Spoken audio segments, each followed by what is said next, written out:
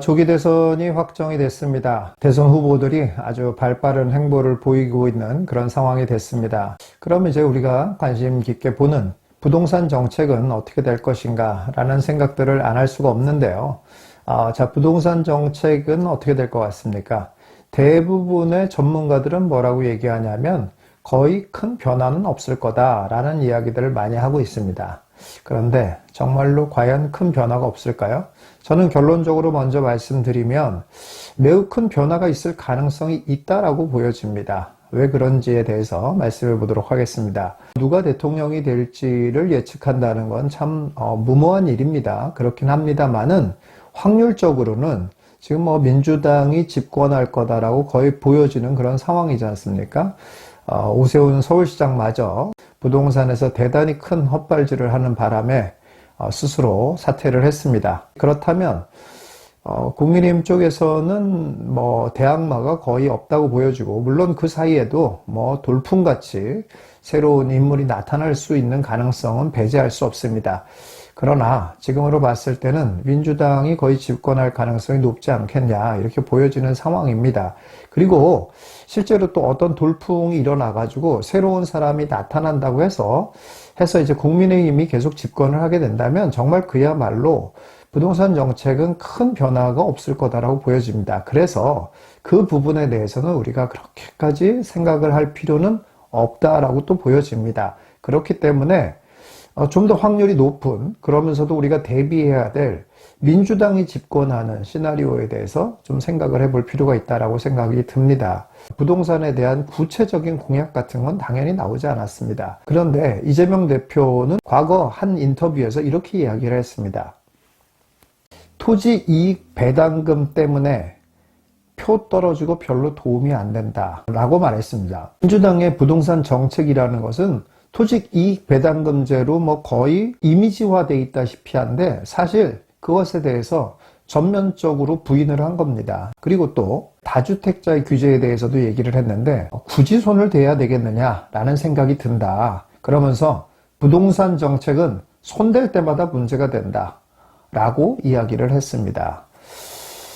이런 것들을 보면 정말로 이재명 대표가 중도표를 갖다가 잡겠다는 아주 명확한 시그널을 보여주고 있는 그런 상황입니다. 그러기도 하고 이전 정권과는 어느 정도 선을 긋는, 같은 정치 성향을 갖추고 있다라고 하더라도 이전 정권과는 매우 다른 정권이다라고 봐달라라는 그런 시그널을 보내고 있는 것 같습니다. 그런가 하면 부동산 전문가들이나 매스컴들은 뭐라고 얘기하냐면 거의 다 일괄적으로 한 목소리를 내고 있습니다.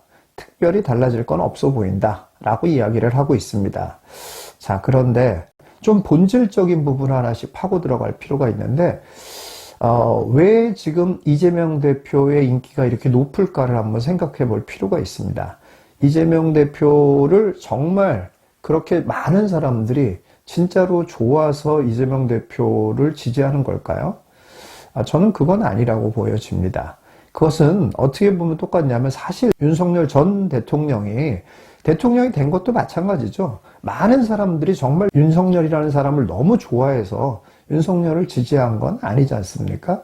뭐냐면 문재인 정부에 대한 반대급부적으로 윤석열 정부를 택한 거다라고 보여집니다. 그런 거지 않습니까? 그 이전도 마찬가지지 않습니까? 문재인 전 대통령을 왜 그렇게 모든 국민들이 환호했고 그렇게 높은 지지율로 문재인 전 대통령을 지지했습니까? 그거는 박근혜 정부가 너무 헛발질을 하는 바람에 이런 정부는 안 되겠다. 그 반대되는 데를 한번 찍어야 되겠다. 이렇게 된 거 아니겠습니까? 지금도 거의 같은 상황이다라고 보여집니다.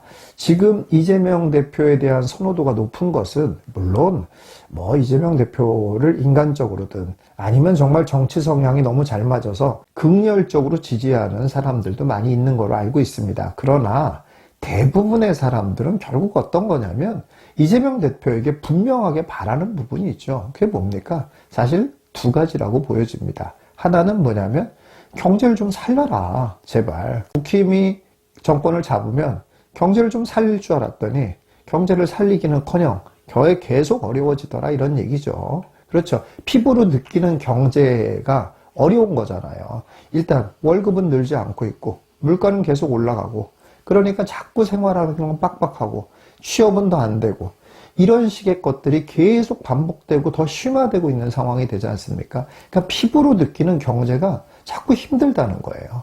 이런 문제를 좀 해결해줘라 라는 바람인 거고, 두 번째는 뭡니까? 너무 눈에 보이는 양극화가 심해졌다라는 거예요. 너무 눈에 보이는 거죠. 예전에도 다 양극화는 있는 거지 않습니까? 그런데 그게 점점 더 심화되고 점점 자꾸 눈에 보인다는 거예요. 이게 문제라는 겁니다. 그러니 좀 이 양극화 문제를 좀 해결해 줘라. 뭐 조금 심하게 말하면 배 아파서 못 살겠다. 이런 대중의 마음이 있다라는 겁니다. 자, 그러면 이재명 대표는 이러한 열망을 안고 있는 상황이다라는 겁니다. 자, 그렇다면 정권을 잡게 되면 어떻게 할까요? 이러한 부분들을 해결하는 정책들을 일단 내세울 수밖에 없습니다. 자, 그런데 내가 맘만 먹는다고 해서 막 해결이 되고 이러는 문제가 아니지 않습니까? 경제를 살린다는 건 뭡니까? 결국은 우리나라에 있는 중요한 기업들이 다 장사를 잘해야 되는 거잖아요. 근데 그게 대통령 하나 바뀌어가지고 막 장사를 잘 되게 할 수가 있냐고요. 그러긴 어렵지 않습니까? 그런데 가시적인 성과는 또 내야 되지 않습니까? 그런 방법이 뭐가 있겠습니까?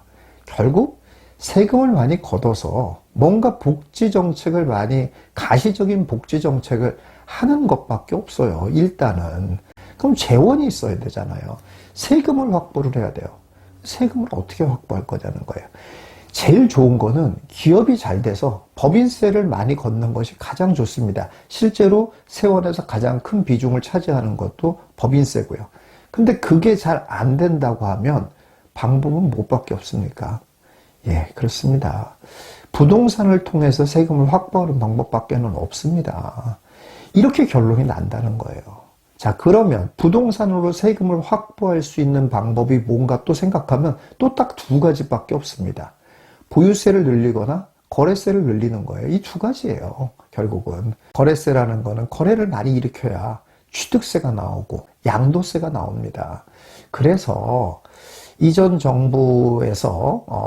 정부에서 뭐 공식적으로 인정은 절대 안 하지만은 사실 그런 속내를 가지고 규제를 강화함으로써 어마어마한 양도세, 어마어마한 취득세를 확보하게 됐습니다. 그래서 거기서 나온 규제가 다주택자의 규제예요.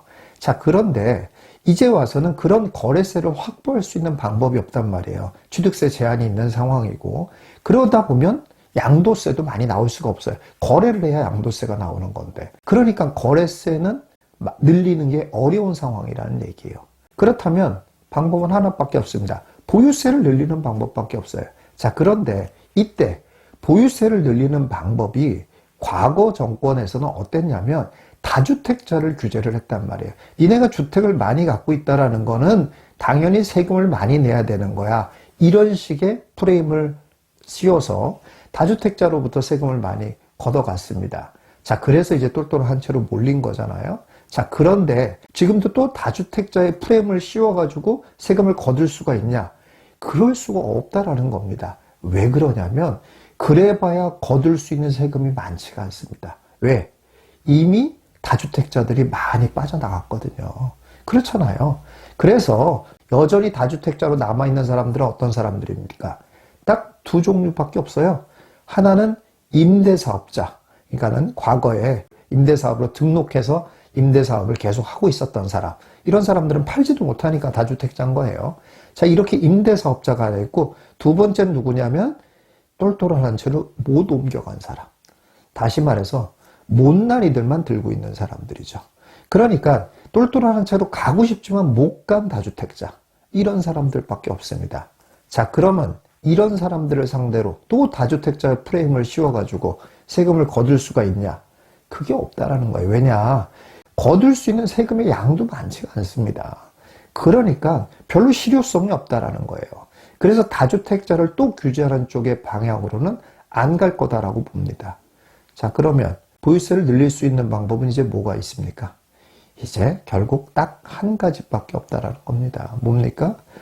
고가주택, 초고가주택을 가진 사람들에 대해서 세금을 올리는 방법밖에 없다 이런 얘기입니다.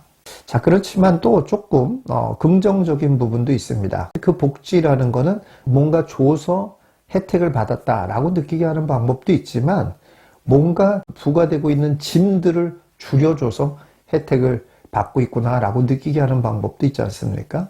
결국 무슨 말이냐면 지방부동산 그리고 지금 많이 못난이 취급을 받고 있는 빌라 오피스텔까지는 잘 모르겠어요. 이건 조금 성격이 다른 문제라서 그래서 지방부동산이나 빌라 이런 부분들에 대해서는 뭐 세금을 굉장히 줄여준다든지 제가 이전 유튜브에서 주장한 것처럼 지방부동산에 대해서는 뭐 주택수에서 완전히 제해주고 양도세에서도 제해주고 뭐 보유세도 뭐 과감하게 줄여주고 이런 형태로 가는 이런 형태의 정책 그리고 또 빌라 같은 경우는 뭐 보유하고 있는 거에 대해서 세금을 확 줄여준다든지 이런 식의 정책이 나올 수 있는 가능성도 꽤 있지 않겠냐 이렇게 보여집니다.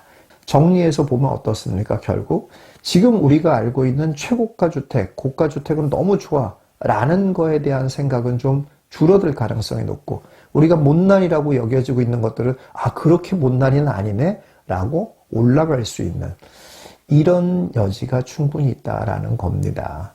물론 정책이라는 것과 그 정책에 대한 결과라는 게 원하는 대로 다 나타나는 건 아니에요. 그래서 그 과정에서 부작용도 생길 수 있고 생각한 거와 다른 방향으로 갈 수도 있습니다. 그러나 어쨌거나 정책의 방향은 그런 쪽으로 갈 가능성이 꽤 있지 않겠냐라고 보여집니다.